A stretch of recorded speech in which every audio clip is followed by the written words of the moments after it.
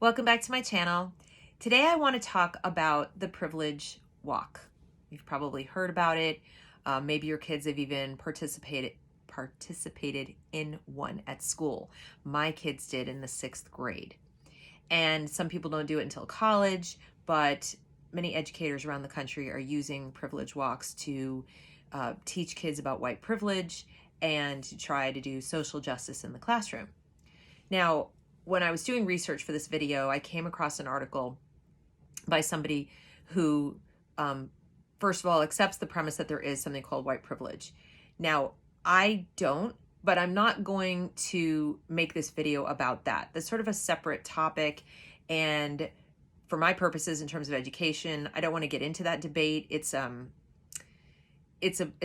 multi-layered discussion, and I don't want to do that right now. So let's accept for the moment that some people have privilege that other people don't have. And by privilege, I mean they have things they don't have to worry about. They don't have to think about in their daily lives. They just go about their business and it doesn't have to cross their mind. Let's leave it at that. We won't call it white privilege. We'll just say that there's a thing that means that you have fewer things you have to be aware of or situationally aware of when you're living life in America, okay? And the reason I want to leave that to the side is that I agree so much with what this one educator had to say and what she had to teach, that I wanted to share it with y'all, because I think if you have a child who's gone through a privilege exercise and it affected them negatively, or if you are a teacher being asked to do these exercises in your classroom, I think it would be great for you to consider what she has to say. Her name is Meg Bolger, and I'll put the link to her article in the description section below. She's an educator. She describes herself as, let's see, it's on Medium, by the way, passionate believer in a more beautiful and just world, facilitator, educator, writer. Okay, I can get on board with all of that. I am also a passionate believer in all of those things. So she talks about the title of her article is Why I Don't Facilitate Privilege Walks Anymore and What I Do Instead. And the thrust of her argument is that privilege walks, and for those of you who aren't familiar with what they are, basically, participants all line up on a horizontal line. The facilitator reads out statements and people move according to whether the statement is true for them or not. The statements have to do with different aspects of privilege, but sometimes they're centered on a theme. So they might be something like, take a step forward if you were raised by 2 parents, or take a step back if you wondered where your next meal was coming from. Take a step forward if you're comfortable, going out at night in your neighborhood, whatever. So after all the statements are read, sometimes there's a final prompt like, see who can cross the finish line first, or turn around and look behind you and see who's behind you. And then they have a debrief at the end. How did you feel? And then you're left to reflect on it alone. Basically, there's not a lot of follow-up, nor is there a lot of setup as far as why are we doing this? I remember when my daughter did it, they didn't really explain. They just took them out there. It was almost like secret. We're going to do this exercise. And then when it was all over, she felt like it was a game of gotcha. And that the teacher did all the same things I've just described, but in the end said, now look at things, look how far ahead you are. It felt to her like it was a gotcha game. And that's what resonated with me when I read this article, is that Ms. Bolger says, not all the moments that are brought up in this sharing exercise, because basically sharing, these are things you're divulging by virtue of stepping forward or not stepping forward with your peers that you may not really be comfortable sharing. So it's an exercise in awkwardness for the person who would rather just not participate at all, not step forward at all, not do any of this, because they're effectively answering very personal questions. So the sharing itself can be traumatizing depending on the person and how they feel about these different scenarios. Even if you try to make the scenarios allegedly age appropriate, I mean, how age appropriate is it to share about how afraid you are where your next meal is coming from? And that was one of the questions my daughter dealt with, or whether your parents are divorced or going through a divorce, or you were raised by a single parent. These are not necessarily things you want to share with all your peers. And that's your private business. It doesn't have to do with your academic life at all. So not all these moments are good. They're also not all that powerful. If the teacher doesn't know that much about these kids and just makes assumptions, which also happened in my daughter's case, they could find that there's a whole bunch of people on the same line and not stepping forward, or all stepping forward. And then the exercise doesn't really serve a lot of purpose, I guess. Like, what's the point of it? So you have to already pry into your students' lives to assume that there's enough disparity to even make a point, whatever that point might be. And here's what stood out that she said.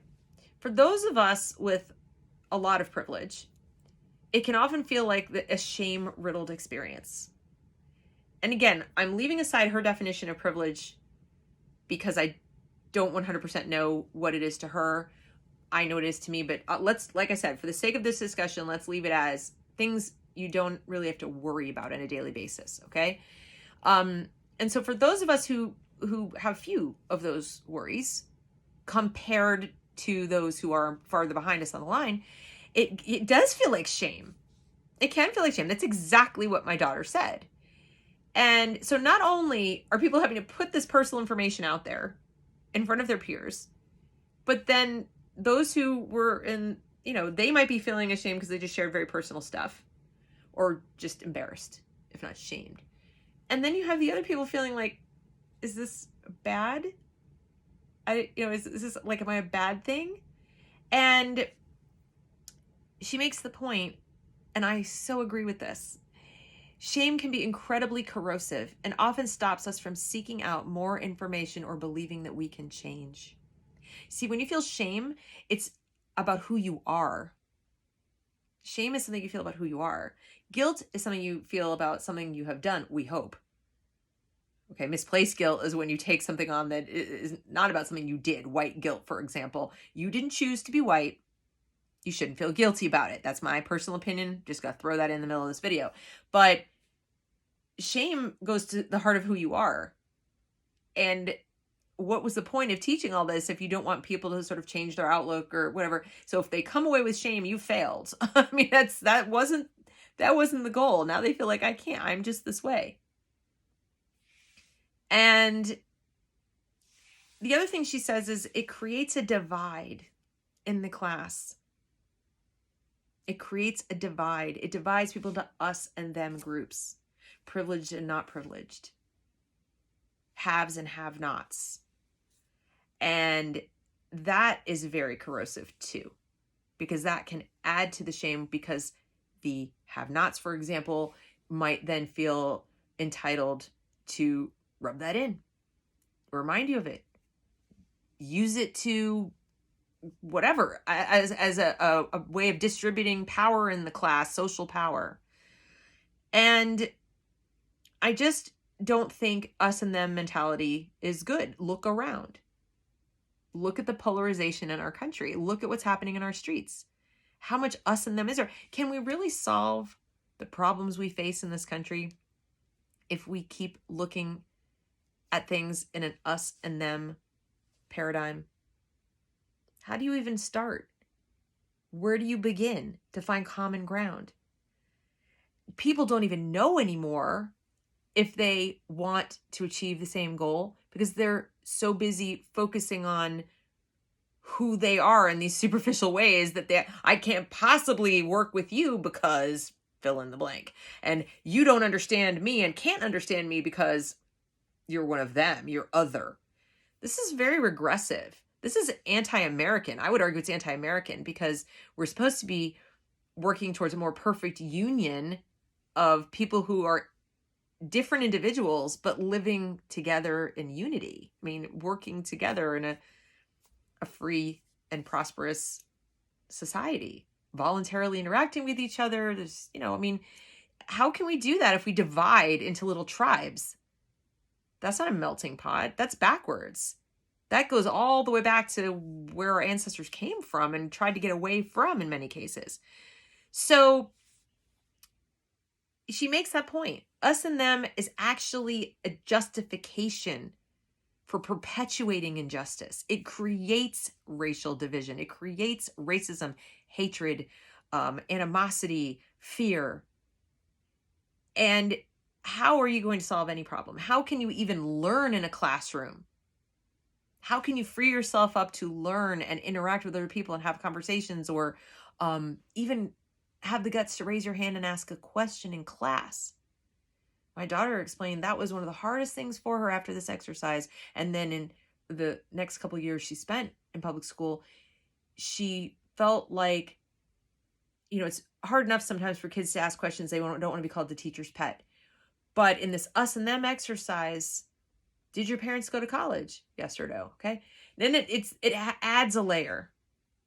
It adds a layer where you hold back. She told me she would hold back because she felt that she should give other people a chance and she shouldn't raise her hand because she had too much privilege.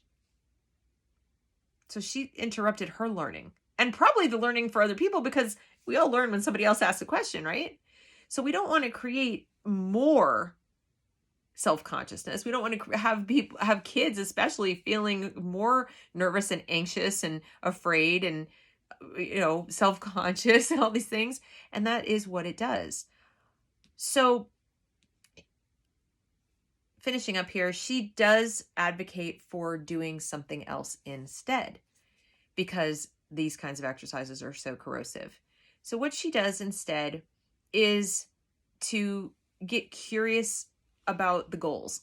Instead of coming up with a method, she's focused on asking the questions: what are we trying to do?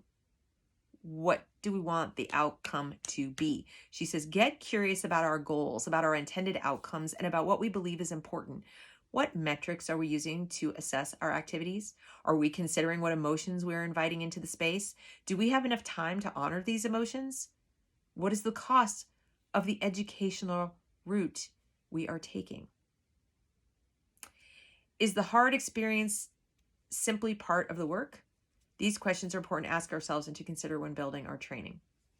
So again, she and I may not agree on a lot of the particulars, but I bet I could work with her on this kind of thing and working on a better way to raise awareness in the classroom of differences so that we can be more respectful. My focus tends to be on teaching core values and core ideals of treating all individuals with respect, regardless of where they come from richest to poorest. It doesn't matter. I think we all have our crosses to bear. We all have our challenges, and we should never presume to judge anybody else's based on superficial things, even massive wealth. So she and I may, differ in some areas about what the definition of privilege is.